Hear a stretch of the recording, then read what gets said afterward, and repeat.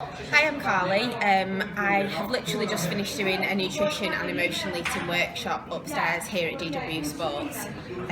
So I thought I'd share a few of my thoughts with you. That'd be a really good time to do that. So emotional eating is something that's really close to my heart. I've struggled with it for a number of years.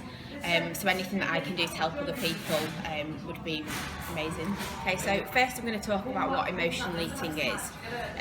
So in general, it's consuming large amounts of food, so that might be either comfort food or junk food, and it's usually in a response to feelings rather than an actual feeling of hunger. Experts say that about 75% of overeating is emotional eating. It's something that I found quite surprising. Don't know if you do too.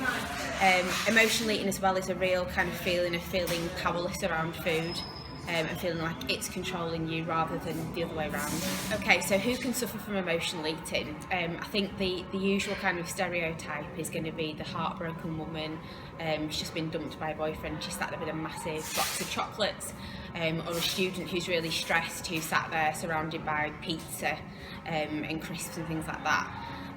Emotional eating is actually something that a lot of people don't even recognise in themselves. It can be a lot more subtle, and it generally involves eating food mindlessly. Just going back to my previous stat about the fact that about 75% of emotional eating is, of overeating is emotional eating, I would argue that anybody can suffer from it. I think it generally is a female thing, but it certainly does exist for men as well.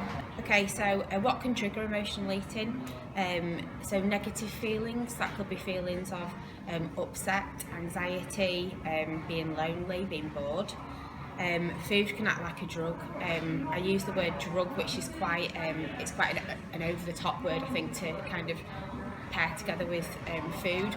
But I think for a lot of people, food can act like a drug. It can be addictive. You can feel like you're dependent on it. You can feel like that you've got no way out. I know that I've certainly felt like that before. There are ways of overcoming it, which we'll talk about later.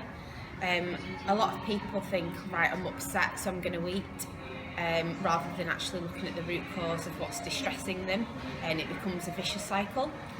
You'll find that when you use food to combat your emotions, the issues still exist, and you're stuck in this never-ending cycle of feeling bad but never actually understanding why you do. So now we know what emotional eating is and who it can affect. How do we address it?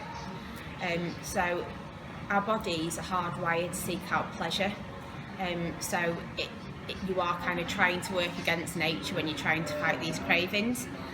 Your brain chemicals linked to pleasure and euphoria are usually linked to old habits that you've had. So if when you were younger you were rewarded with some chocolate, or when you did well at school you were given an ice cream, you'll still have those habits instilled in your brain, so it's trying to work against them and challenge them.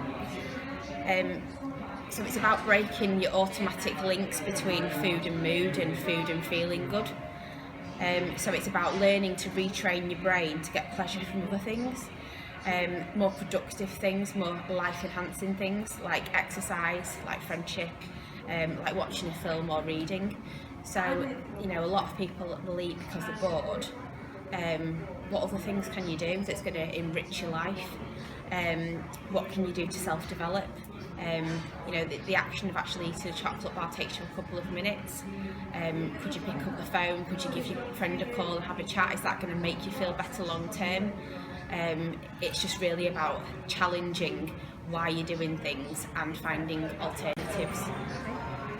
So if you think that you're an emotional eater, please get in touch with me. If I can just change, one person's life, then I'm really happy with that. I do run regular workshops at DW in Barnsley, so anybody is welcome to come along to those. And all of my clients as well, I fully support with understanding the links between food and emotion and breaking those habits. For me, the things that I do are very much about changing lifestyles and long-term kind of changes, and a lot of that does mean looking at the root cause of habits and behaviours. So whether you want to email me, give me a call, or pop down to see me, I'm here.